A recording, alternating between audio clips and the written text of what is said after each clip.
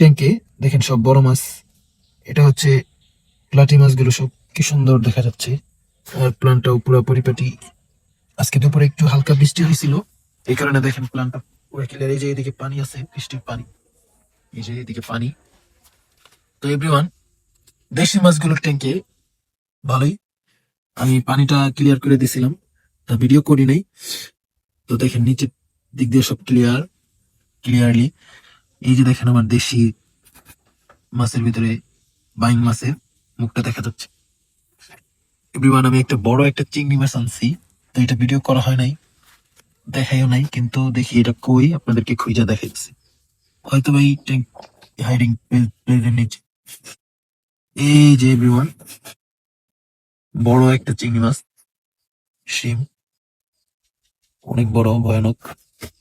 আর এই যে দেখুন বাইং মাছটা। এই ট্যাঙ্কে এভরিওয়ান আমার এই যে জেব্রা, এই জেব্রা মাছটা আমি শুধু শুধু পালতেছি, এর কোনো পেয়ারও আনি না, কোনো কিছুই আনতেছি না। তো এভরিওয়ান, আমি জেব্রা মাছটার জন্য একটা পেয়ার আনবো ইনশাল্লাহ। আর এদিকে সব মাছগুলো সুন্দর আছে।